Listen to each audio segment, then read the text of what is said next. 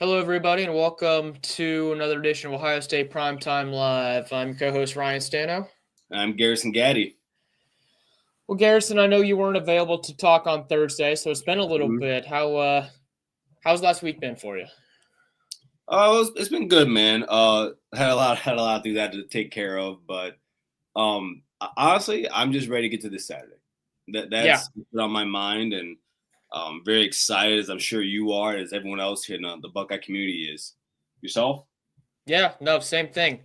I've talked on Thursday a lot about what we might look for this Saturday in terms of the game, in terms of the game plan. Someone asked me, you know, if what the biggest issue with Tennessee is going to be for Ohio State.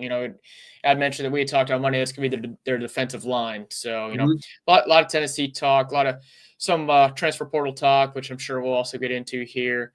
But first thing I do want to talk about is the press conference that they had over at the Woody today for the first round of the college football playoffs. So, it was interesting at the Woody. They actually had behind them in a banner. The banner wasn't the Ohio State banner. It was a college football playoff logo, which was weird, Mm. even though they had their press conference, as normal, Yeah. at the Woody. It was strange. But, you know, it was the first time that, Ryan Day was talking pretty much exclusively about the Tennessee game this Saturday. Yeah. So I don't know how much of it you caught, Garrison, but wanted to hear your thoughts initially on what Ryan Day said, because he was, quite frankly, he was talking a lot Ryan, about. go ahead. I got to grab something real quick. Yeah, 5 no, seconds. you're good, Go you're ahead. good, but I'm listening to you. I was just gonna say my initial thoughts so far about that were Day was he was clearly more focused on Tennessee. He was not as reflective about the Michigan game, Mhm. and I thought that was telling for what the mindset of the rest of the team might be like, which is good. And he also shared with us some news that it sounds like there's gonna be another shuffle on the offensive line. Right. And he mentioned Luke Montgomery specifically. So, and the specific word he used was rotation, which, if you're preparing for a game in the college football playoff, that is not a word you want to hear Yeah. talking about the offensive line. So, what are your thoughts specific to how he laid out what Montgomery's role within the offensive line for this game might be? So I've for 2 years now, I've been wanting to see Luke Montgomery get on the field. Um, I think he was a great prospect coming out of high school. Ohio kid. Uh, I think he has the frame, the athleticism to play guard. Maybe need probably be a little bigger and longer to play tackle. But I would rather just see him get on the field. If it's that, I've been saying this since last year. If it's that close at guard and you have Luke Montgomery, why not see what the kid has? When it comes to rotating, I'm not a fan of that at all. I'm gonna Couldn't be agree more. I'm gonna be consistent as I can be. I got on the Wolverines all season for rotating into midseason their center, which is even dumber. Yeah, But I don't think that rotating an offensive lineman is conducive to winning. I would agree with that. Um, you know, Based on what he was saying, it sounded like he was asked where he was taking most of his reps at, and it sounded like left Mhm. guard. So it sounds like Austin Servo might be the odd man out. Um, and look, if I'm being honest, what I think he's really saying is Luke Montgomery is going to start at left guard. That's reading between the lines. I think that's really what it's going to end up being. Yep. And I think they are probably either going to push Austin out or move him to right guard with Tegra. But I tend to think Austin's kind of the odd man out here. And based on his play recently, I can't really blame him. But I thought it was strange that Day had commented that really, because he was asked, so has Luke really done something different here that has warranted his ascension here to possibly getting a look during college football playoff? Mhm. Ryan Day didn't really say it was really anything Luke has done. It was which tells me it's more of, yeah, our guard play has sucked, so we need someone else who doesn't suck. Yeah, And exactly. he mentioned, if it's that close, you might as well see what Luke's got, which again, you don't want to hear that with the first round of a college football playoff coming. But that's kind of what you're down to with the loss of Josh and Seth and the fact that there's not really depth built on the offensive line. So that's definitely concerning.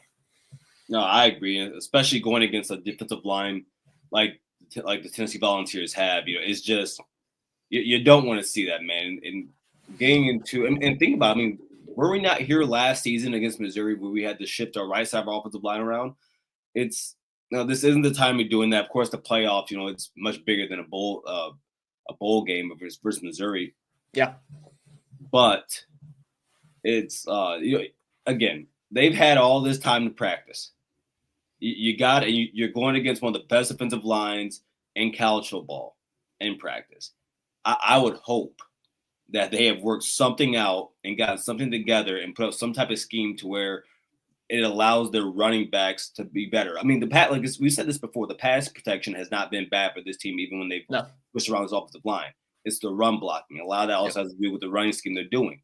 So, let's just hope and pray here, man, that I don't put much hope in Fry. I was gonna ask you what your faith level is in the offensive line playing super well on Saturday, because mine's not high. Now, out of 10 being very confident, 5.5. That's higher than me. I'm just gonna say 3. It's you never want to see a shuffle this late, and the thing is, this isn't even the first shuffle. It's obviously second or third time around, and even early on this year, Cervelt got those reps because Donovan Jackson was hurt. So you got to see him early on against some not great competition, but you would have thought that would have helped him be better against, the Big Ten teams he ended up having to play against later in the year. So, that was the biggest thing that Day said, at least according to me, in that press conference. But this was also the first time we got to hear from Chip since the game. Yep. And it only took 15 days. Yeah. And on Thursday, I had someone ask me, hey, why haven't we heard from Chip yet? And my answer was, well, Ryan Day's probably protecting him because he knows that Chip did not do what was necessary. And in the press conference today, it really confirmed what we all needed to hear, that the game plan, as far as the offensive play calling, that was all him. Ryan Day did not step in and start making play calls. It was strictly Chip Kelly's show. And, I feel like somebody said that. Well, yeah, yeah, but I'll give him some credit. He took ownership for the fact that the game plan was not good enough. He was asked, hey, would there be anything that you would change? He's, yeah, of course there'd be stuff I'd change. You'd only be a bullheaded idiot to, say what happened in that game was a good thing. So he's at least owning the fact that he screwed up in a major way. And he the one phrase that I caught that I thought was interesting that may have come from Day himself was, Kelly said, sometimes in games like this, you can get caught up in the fact that you think you have to win the rushing battle in order to win the game. And obviously that you shouldn't have to do that. He mentioned, yeah, we've got weapons on the outside. We need to get the ball more too. So we're interested to hear your thoughts on what he had to say. No, actually, that's exactly what I wrote down.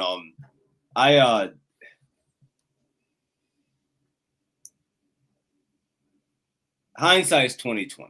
Yeah. When I look, and of course, this wasn't our choice.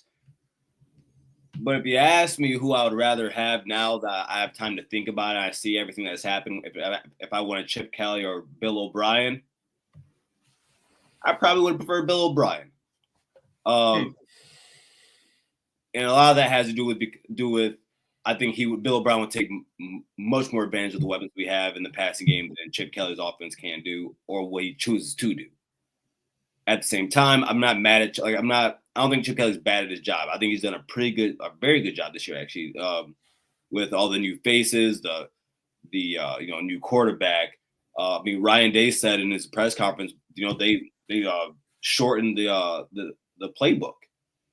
So you have the injuries. You have I get it, but I want to see what his response would be. And again, I'm happy that he realized that, dude, just because a game has been going a certain type of way, or you feel a way, dude, in the game, in the game, whether it be any football game, you have to see where the game is going and what adjustments you have to make, play to play, drive to drive, quarter to quarter, half to half. You have to do that. I thought he failed in that a few weeks ago against the team in Ann Arbor. So I would hope that now he's had time to reflect on it going to this game against Tennessee. Dude, it's balls to the wall time. Yeah. And from here on out for the rest of the playoff, every single game is the biggest game of the year for you. So. Yeah, and it's good he took ownership of it. That's really all you can do at this point. He said, they've moved past it. They're only looking towards the future and what they have right in front of them. But that's to say he knows this can't happen again, because if this happens again, they're going to get beat. And then all bets are off in terms of who's staying on staff right down from the top. So they need to make sure that whatever game plan they come up with, which better include more shots on the outside. And we even talked on Monday, it doesn't even have to be like deep shots or a ton of, go routes. It's got to be some creativity, like even get them on mesh routes, get just some way to get the ball in the hands of their best player on offense, who's Jeremiah Smith. I mean, he's their best. He's their best guy. He's the best player on the team. Exactly. That's who needs to get the ball the most. And however they can, whether it's on a reverse, end around, screen pass, don't care. Just give him the ball and let him do what he does best. And as we've seen multiple times throughout the season, he's got a huge catch radius. So you put it anywhere near him, he'll go up and he'll grab it with one hand. So maybe part of it was, again, that they didn't trust Will Howard after he got that hit. I don't really want to rehash what happened in that game. But moving forward, the game plan has to be set so the passing game is more of a factor. And that's especially true if they're going to end up starting Luke Montgomery, because, the team already can't really run block super well. And Tennessee's defensive front is a lot like Michigan's front. They want to funnel you to run the ball inside. And if they keep you in between the tackles, they are winning the battle. Exactly. So they're going to have to get creative and get on the outside. And Chip did say that today in his press conference, which I thought was helpful to hear. There was something I did take away from Ryan Day's press conference that I wasn't necessarily happy about. Okay. And I would call this malpractice. He said that Devin Brown is still the backup quarterback on this team. I was going to mention this also. Glad you brought it up. Listen, I love DB. Think he's a great Buckeye. And a great Buckeye, not player, Buckeye. He's staying the course, staying with the team. There's no reason Devin Brown should be the backup quarterback of this team right now. Now, I want to ask you a question on this. So, yes, he mentioned that he was the backup right now. Could that mean that he's the backup if they need to go to him, but also they're giving the quote unquote backup reps to Julian Sand? Because you can give the backup reps to Sand in practice, but he's not someone who's ever seen the field, in a big spot or really at almost any point in the game that isn't garbage time. So you could, maybe Devin Brown's still the backup if Will goes down, but Sand could be getting the reps. Yeah, now that's just my spin zone on it. That's what I'm hoping is happening. But yeah, no, you're right. You can't. I've seen Devin Brown play. Yeah. I've seen him come in when the starter, not when the starter gets hurt, but I've seen him come in when the starter gets hurt, when Kyle McCord got hurt last year, early in the season. I saw him come in last season against Missouri, and yes, he got injured in the game, but it wasn't like he showed me anything. Yeah. And if Julian Sand is taking the second team reps, and he said he is pushing him right now. He said that he's been saying that all year, though. Yes, exactly. And if that's the case, dude, I just don't understand where And here, I'll throw this question back at you. Okay. From the few times that we've seen Brown and Sand, who have you seen more? Who pops more off the screen to you? Neither. Between the However, two, no, okay, I'll say this. I actually do like Devin Brown's ability to use his legs. I think That's Sand's faster something. than him. I think Sand's faster than him. Yeah, but we haven't seen Sand use them. Yeah, We we we, did. we Yeah, we did. We did okay. too. We did. I, look against third teamers at the end of the game. Devin Brown's at least come in during some. They had packages for him last year where they actually On the brought him in to 2 yard run the line. read On option. the 2 yard line. Okay, that's still something. I've And seen Devin Brown run out plenty of times and get hawked look, before he gets to the line of scrimmage. here's the bigger issue for me. The bigger issue is that Brown was the backup all season long. Sand should have been the backup starting from week 1, especially if you were building to the future, knowing that Devin Brown likely wasn't going to be the starter next season. So why not make Sand the backup immediately and get him those reps? That was really where the mistake was made. Now, if Will goes down, and we mentioned this, I think they're screwed anyway. Yes. But I think I would probably still rather have Brown out there just because I've at least seen him on the field against a first team defense. And even though we got hurt, in the end of the first quarter in that Cotton Bowl last year, he still at least saw the defense. He didn't play particularly well, as you mentioned. But again, he's got some sort of experience. But I mean, at that point, cook them, put them in the frying pan, they're cooked. It doesn't matter. The only reason I want to see Devin Brown in the game is simply because he's been in that position before, and it might be easy for the guy, the upperclassman, to follow his lead than Julian Sands. That's the only reason why. If you ask me who I think can come in there and actually pass better, I'm going to tell you Julian can. Yeah. I mean, quite frankly, the only reason I want to see him out on the field in general, like in this game, is if they're in victory formation and they're taking a knee at the end. That's gonna be his last snap in the shoe. That's the only time I want to see him out there. Yep. But this gets me. This Sand talk and DB talk gets me to the next topic I kind of wanted to hit. And as you know, Aaron Nolan hit the transfer portal a few hours ago. So the prevailing thought was that it was going to be between Nolan and Sand and possibly Tavy and St. Clair to battle it out for the starting position next year. And now Nolan is at the portal. And that leaves Ohio State with just 3 scholarship quarterbacks for next season. They've got Sand, they've got Lincoln Kienholz, who is still on the roster for some reason, and incoming freshman Tavian St. Clair. So what was your initial reaction when you saw Nolan win in the portal? I knew it. I just, from the time Julian Sand committed to Ohio State, and though I believed Aaron Nolan to be a really good prospect, I don't see how anyone thought that. If you knew what people thought about Aaron Nolan and Julian Sand coming out of high school, I didn't see how people could think that Aaron Nolan was going to beat him out. And I thought that it's a smart decision by Air, in all honesty. You are behind Julian Sand. You still don't know what Lincoln's doing. And regardless of the fact you were still behind Lincoln in the depth chart, you got Tavian St. Clair coming in the following season. The following season. Next year. Next year. I just don't.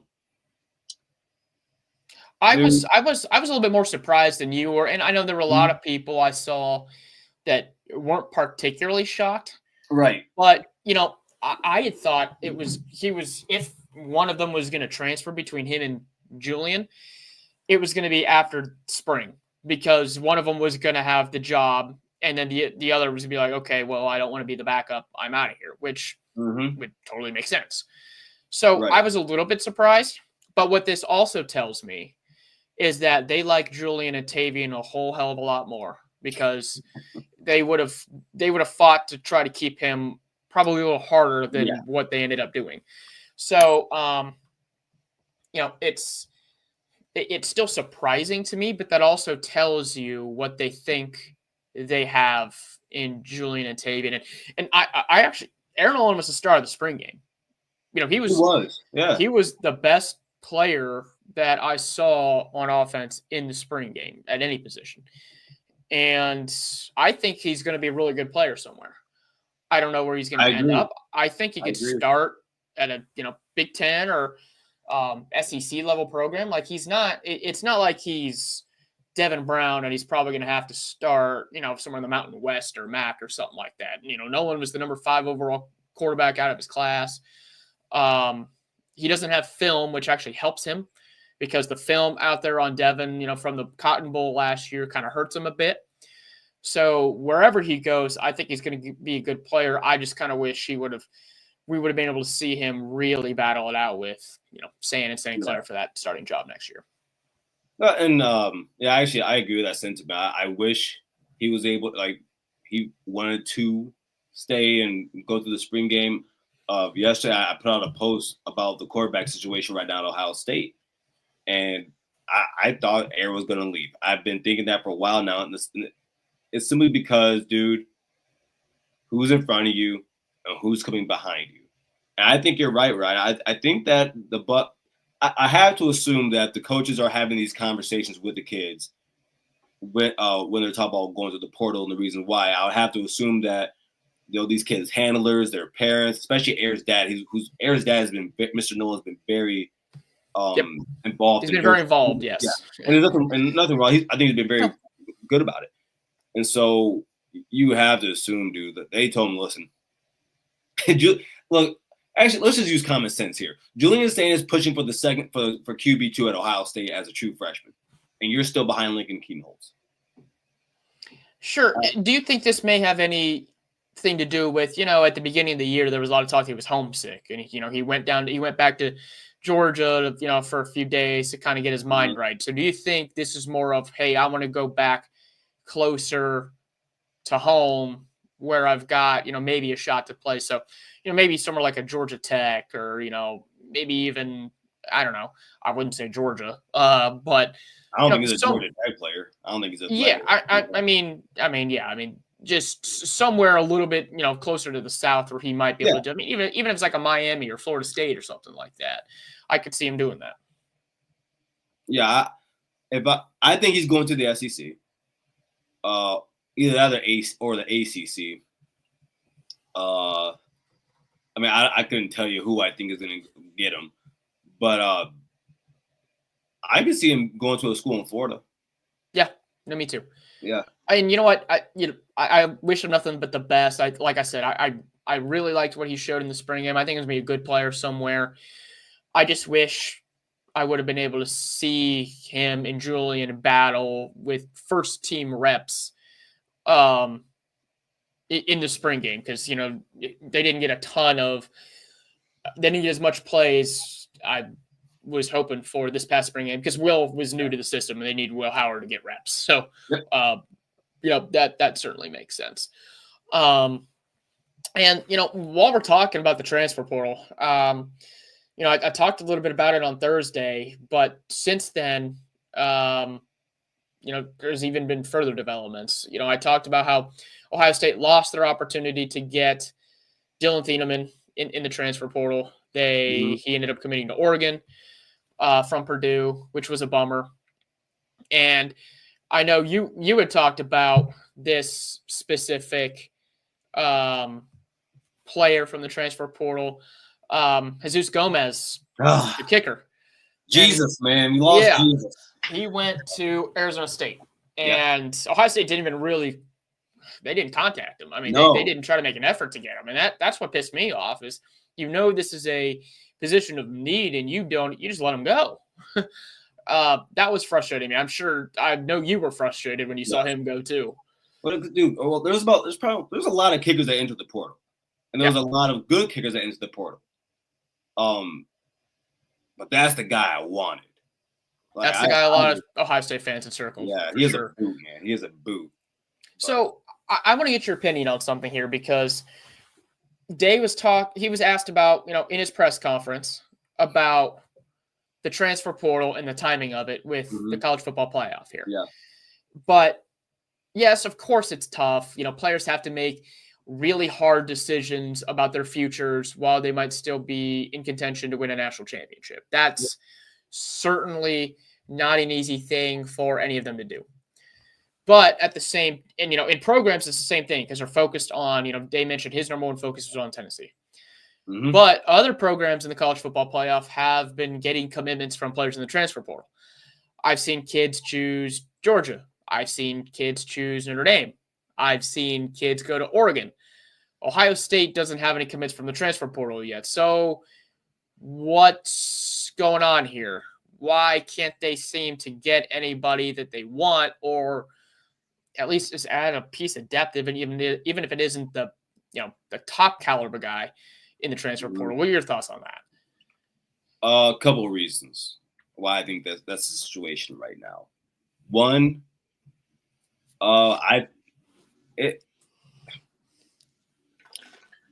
there has to be a balance. Of course, most of it leaning towards preparing for the playoffs in this game against Tennessee, and still having guys out on the trail trying to find these guys in the portal and talk to them and reach out to them. At the same, but the point after that, which kind of honestly breaks that one down to a decimal. The season isn't over yet.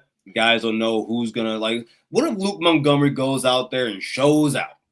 What if there's other linemen on our team that go out there and show out? I could understand why some guys would be like, I'm gonna knock Ohio State down my list because they clearly have someone that's up and coming and they're gonna start next year. Let's say, God, I hope this doesn't happen. But let's say Judkins or Travion were to go down, okay? And James Peoples. I'm sorry. This is what I meant to say. Let's say Judkins were to actually come back for his senior season at Ohio State. You say that like that's some sort of shocking development. I think it very well could. I don't think it'd be shocking. I'll say, but let's just say it happens. And I think beyond, I think a lot of us, including you, we see the talent that James Peoples has. When you got guys out here comparing him to J.K. Dobbins, you really want to see it. And I think we saw it in flashes. And every time he gets the ball, and it looks like he's doing something with it. If you're a running back and Ohio State needs running backs next year, the depth is going down, you might think different. So I think that's what it is, man. Like last year when we got Judkins, a lot of that had to do, dude, it was the end of our season. And that also gave our coaches and staffers enough time to go out and talk to these guys. So I think that's just what it is. I think these guys are very hyper focused in the Woody on Tennessee. I think, but they shouldn't be as hyper focused. As a head coach, it's your job to be able to multitask. And the whole part of the reason why he wanted to take a step back this year from play calling is so he could have that higher level view of the program. That's why he brought in Chip to call the plays. So, it's his job to be able to monitor the transfer portal, make sure the game plan is what it needs to be for Tennessee, and to navigate his own losses of his own players going into the transfer portal. That's what you get paid all those big bucks to do.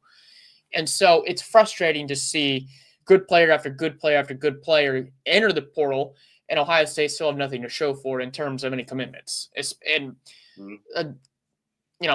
Dave said you can't live in a vacuum. He said you still gotta go out there and go talk to these guys. So, and it's really the Thieneman one that got to me a little bit, just because he's from my hometown. Like he's close. He's not, he's 3 hours down across the way, and he's going all the way across the country to play instead for a different Big Ten team.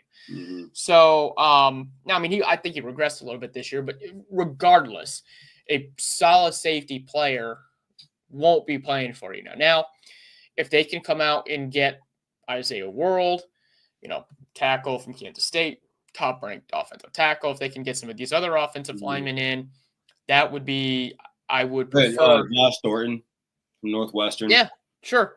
He's from Fenton, which is like close where I'm from, actually. Yeah. if they can get any of those guys, I would prefer them over a safety commit because offensive line is very clearly the biggest area of need and area of depth that they need to fill out.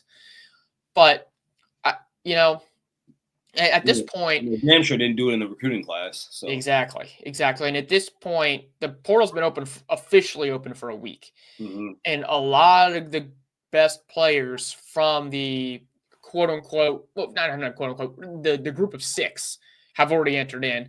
And even a lot of the Power 4 teams that aren't in the playoff have already entered in. So a lot of those good players are in the portal and they're looking around and some of them have already committed. If Ohio State doesn't act quickly here, they're going to run out of guys.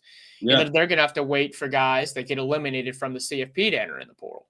And even other players, other teams' players that are playing in the playoff, they've already entered the portal. So I don't know. They need to multitask better because that's, part of the job.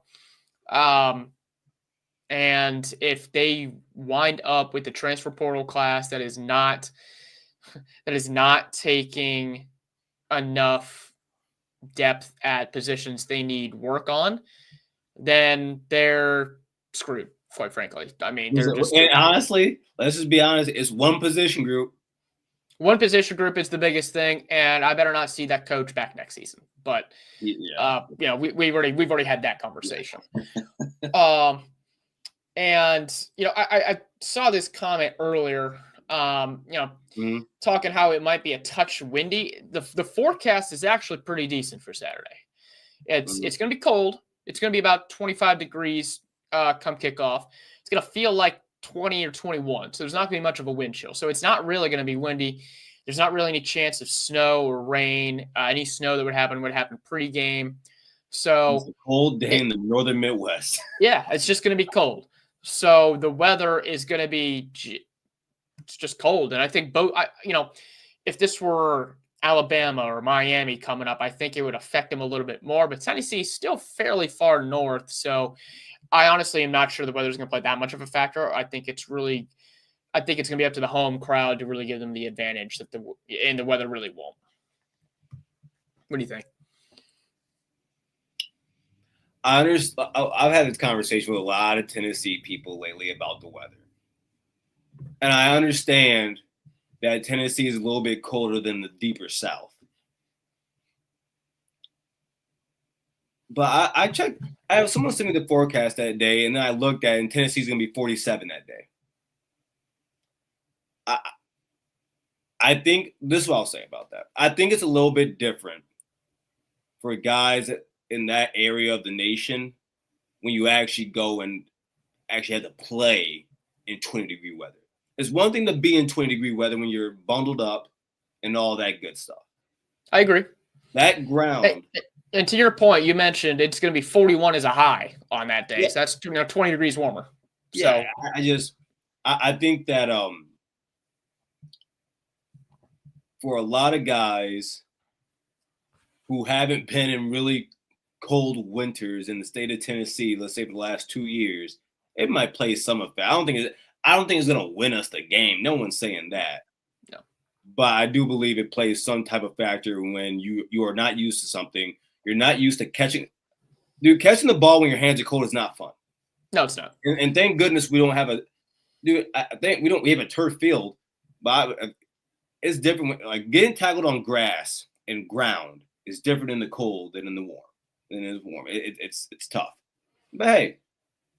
Well, and you know what? Ohio State really hasn't played a cold weather game except for the one against Michigan, and they lost that one.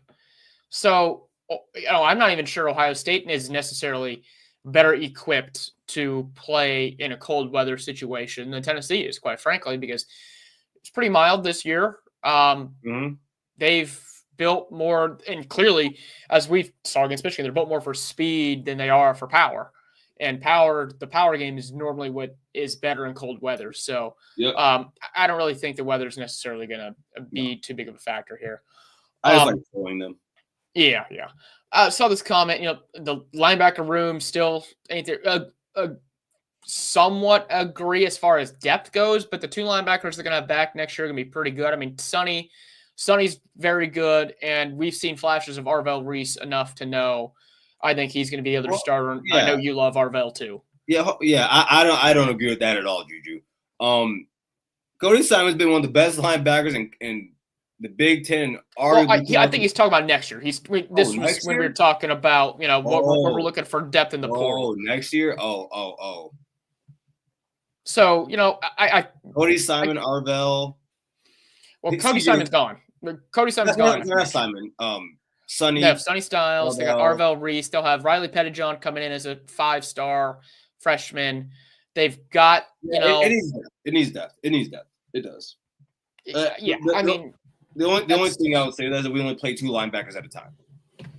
Yeah, and if they move CJ to the edge, if he doesn't enter the portal anyway, they would need a little bit more help, especially with Gabe Powers entering the portal. That would hurt. Yeah. And actually, you know what, Juju? I'll agree with you because I think if Gabe Powers had stayed, I would disagree with you. Then I would. Yeah.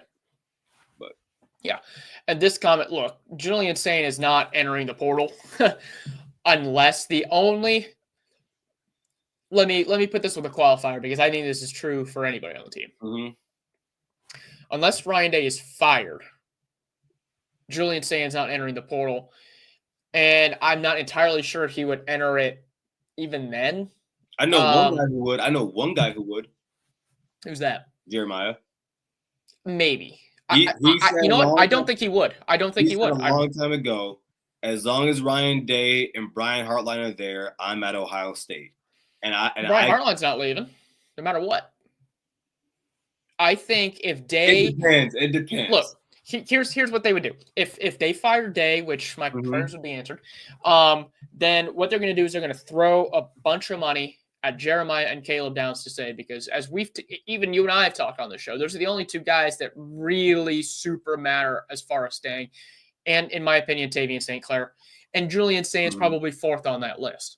So if they keep those guys, then quite frankly, I don't really care who else ends up in the portal. There's going to be roster attrition in any head coach departure scenario. I mean, we saw that last year with Nick Saban. We saw that here with West Virginia, change of coaches, North Carolina. It's going to happen no matter what. There's never going to be a great time to rip off that Band-Aid and just have people from the roster end up leaving. So that would be the only time that that I think Sain would entertain entering the portal. But that's kind of my thought on that. What do you think? Julian Sain is not entering the portal. Yeah, I don't think so. Yeah. I think we can put that to bed. And Hartline interviewed for one head coaching job there. He also interviewed for the Cincinnati job a couple of years ago. He's not getting a head coaching job before he starts calling plays. So and the only head coaching job he might get is this one, if Ohio State wants to be bold and promote from within, and I'm not even sure the fans would love that. So I think he stays for a while, and I think you do too, right? Yeah. So, I want to talk a little bit more about I want to hear your thoughts on this, because I talked a little bit about this on Thursday about the best case scenario and the worst case scenario for what happens the rest of the season and what that would mean for Ohio State's future going forward. So what is your best case and worst case for what could happen here? Best case, you win the Natty. Worst case, you get your ass tossed in the game against Tennessee. But I guess I don't think Tennessee's going to blow us out. They're not going to blow us out. So let's just say lose. Well, what happens if they do? Because my worst case scenario was Ohio State loses by 21 at home in the shoe. There's boos again. What happens today in that scenario? You think they still keep them? Because you heard Bjork's comments. Well, that's exactly what I was going to follow it up with. It doesn't change who the coach is next year. All it changes is how hot his seat is. Okay. This is something else I want to talk to you about, kind of piggying back off that conversation about Bjork's comments.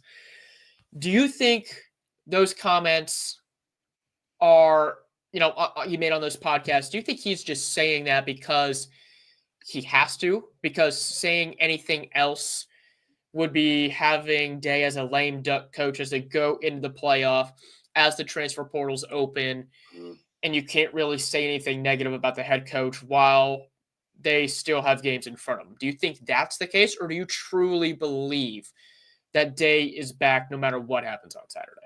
I believe everything Ross Bjork said. At face value. Okay. Yeah, I took it for face value, and it's.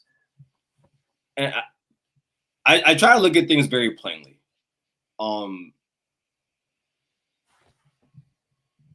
Ryan Day is the coach going into late December. Do you like? It will be so hard right now to replace him, keep players. And again, I understand. Like when we saw what happened with Alabama last year, dude, you guys see how that looks bad. It doesn't. It's not something you really want to go through. I think for Ross Bjork, and I'm sure he probably wants his own head coach there.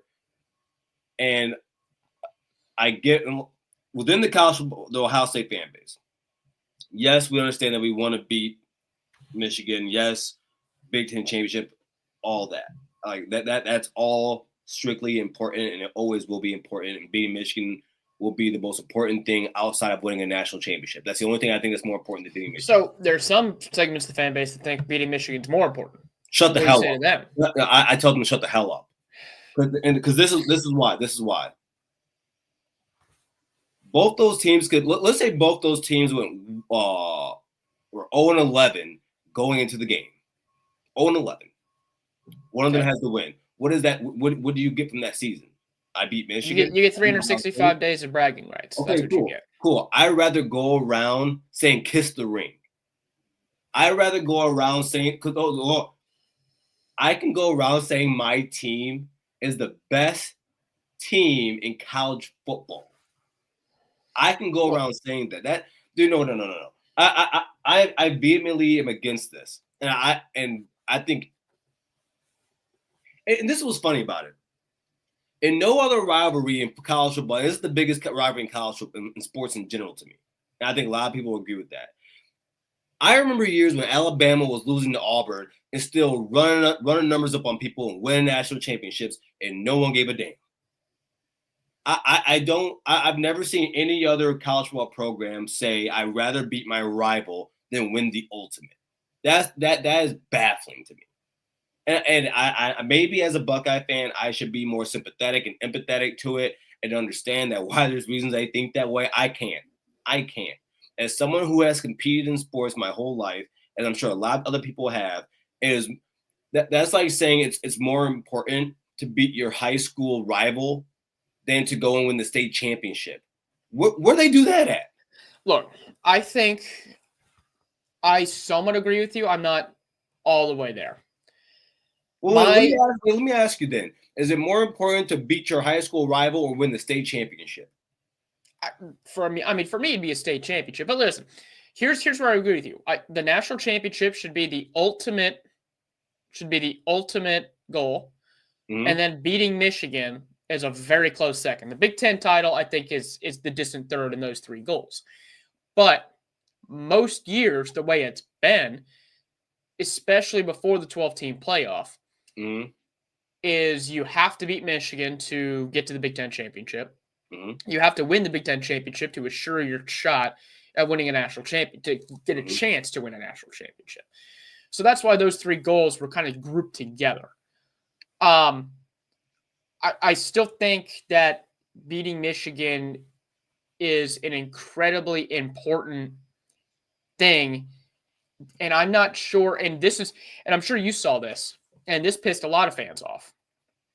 Ryan Day, in an interview that came out yesterday from 10 TV here, Dom Taberry, said that, our ultimate goal was to make the college football playoff. And a lot of fans were pissed off that he said our ultimate goal wasn't to beat Michigan.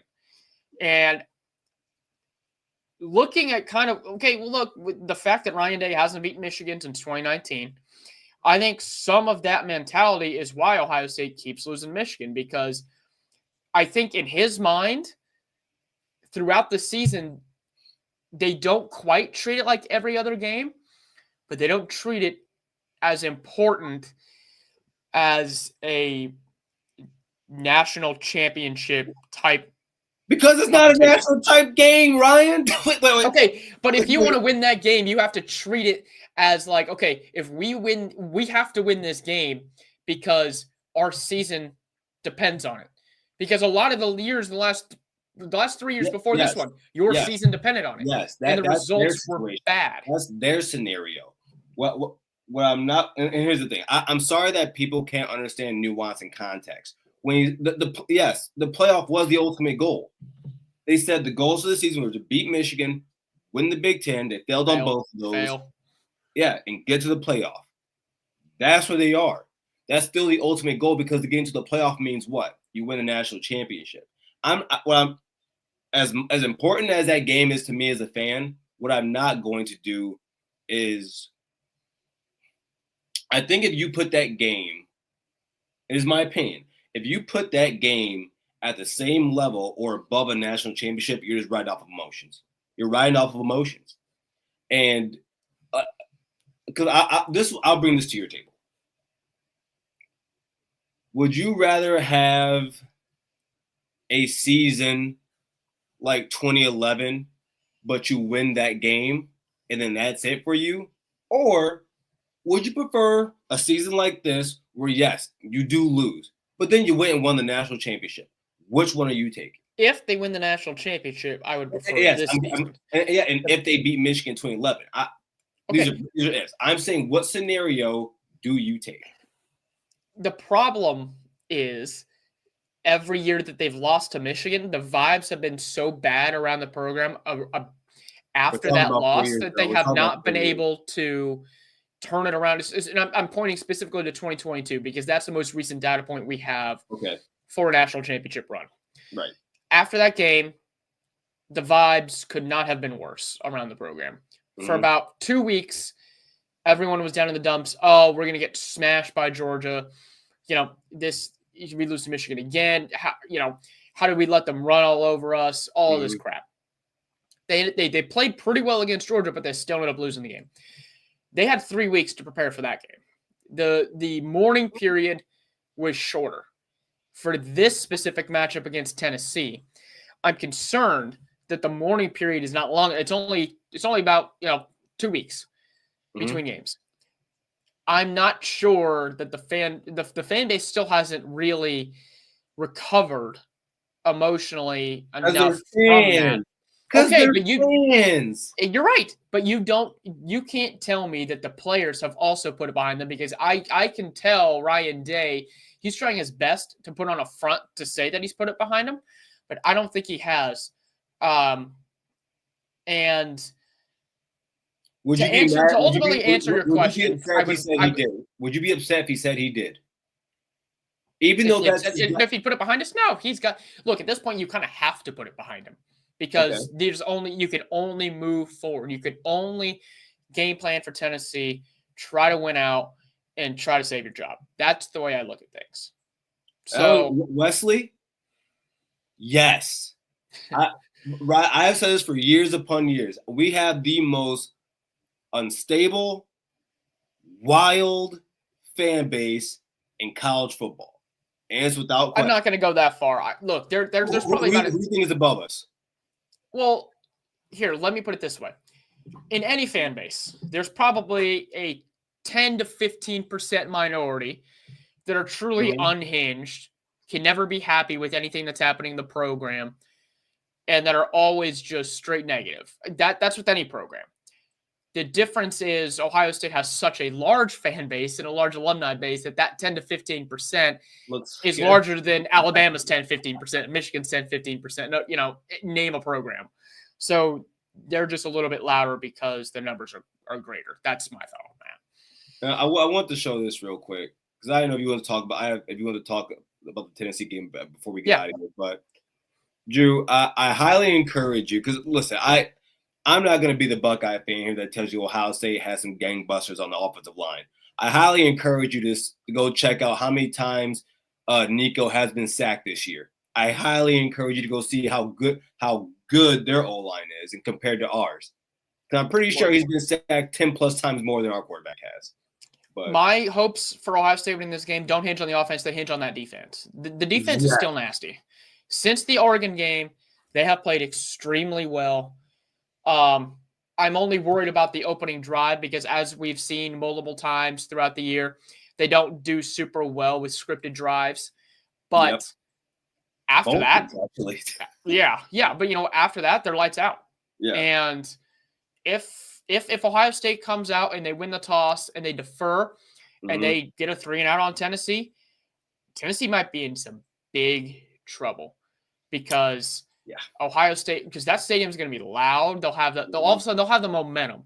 So even if Ohio State's offense doesn't go out and score on that very first drive, Ohio State's the crowd is still going to be pumped up from the defensive stop on the opener. Yeah. And teams have not been able to score very well after that opening scripted drive. So, I mean, Ohio State's defense is the key to winning this game, and I think you agree. Yeah. No, I do agree. And, in my little stat stuffing that I do, I found a very interesting stat that I think you'll like also. Let's hear it. There's two of them. Okay. Ohio State is the best red zone defense in college football. Tennessee is 79.25% in the red zone. Yeah. I think that favors Ohio State. Because usually if a team is over 85, then I'm like, okay, that's pretty good. Tennessee should be higher than 79%. And my other one.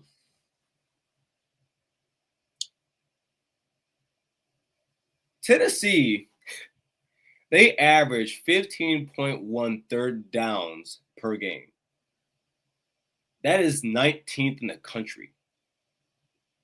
And the teams ahead of them are teams like UTSA, just like the bottom part two. of that, I'm going to push back a little bit on that stat. Let me hear it. Because part of it is the style of play that their offense has. They are a very up-tempo team. So they try to keep having as many possessions as they can.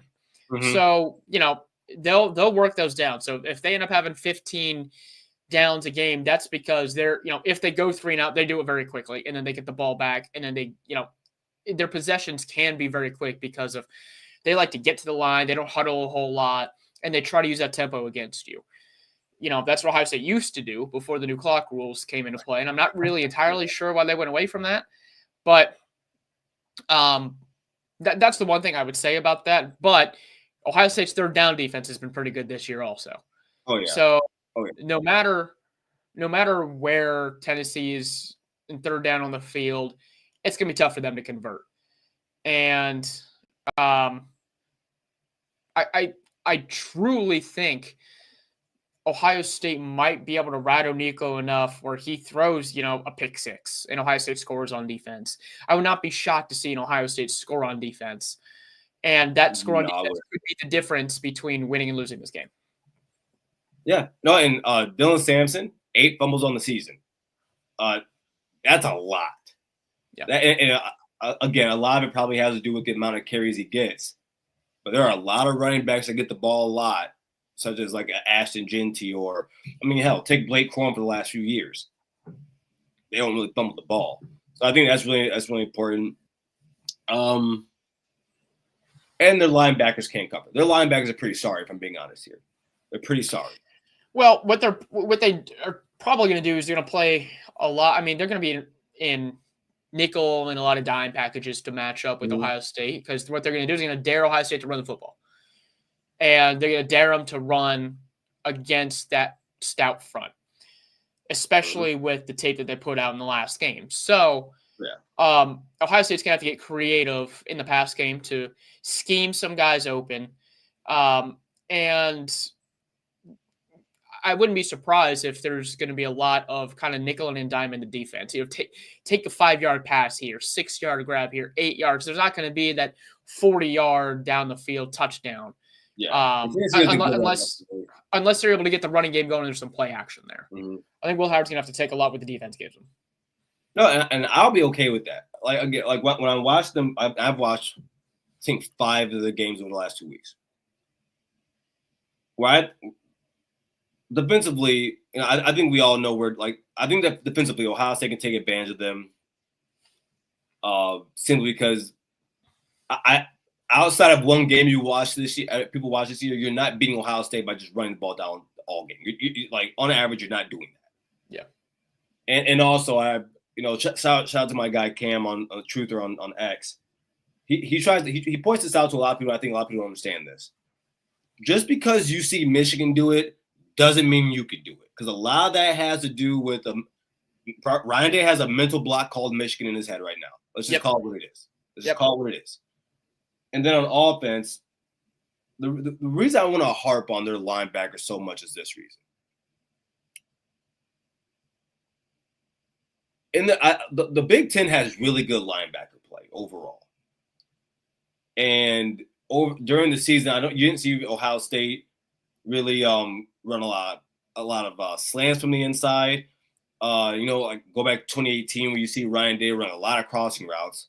He ran a lot. There's not as many crossers or mesh plays. They ran some slants early on against like Marshall and exactly. But it's going to work every single time. Exactly, Akron. Yeah, Akron. I think a game like this would benefit Ohio State having Jeremiah on the inside, because those linebackers have to see him. They have to. Emeka's a great wide receiver. He's not a burner. Cardell. I think they need to get Igbuka involved a little bit more too. Well, they need to. But listen, man, if Ohio State were to go out in this game from the get-go and show that they want to pass the ball, I'll be completely happy with it. I would prefer that we went with a Ryan Day mindset of screw the run game, use the pass game to open up the run game, than vice versa. Yeah. Especially against this team. I think they're ranked right behind us in rush defense. Yeah. No, they're very good. The ball is not going to be easy for these teams in this game.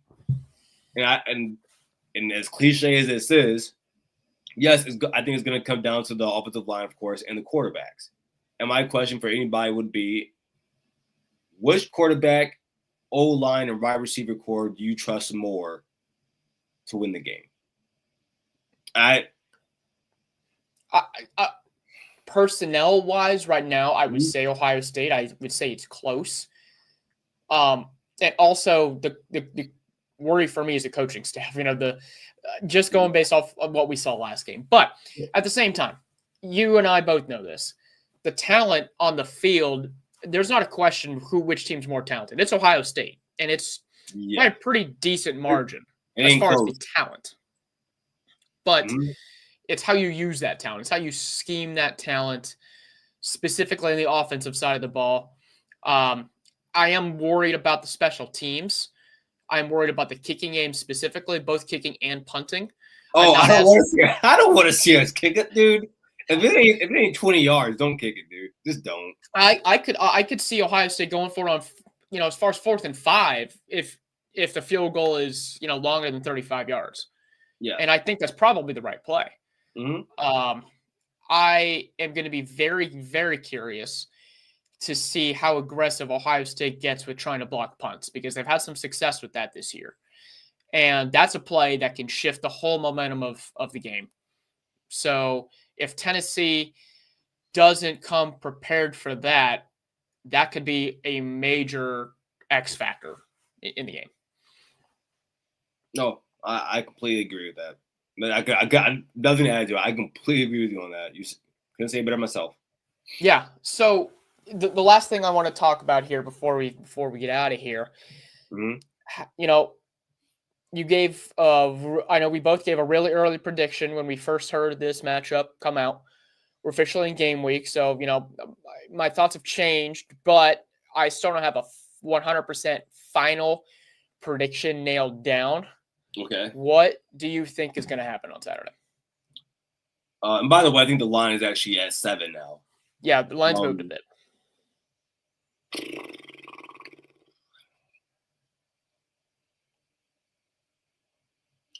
Give me Ohio State 26.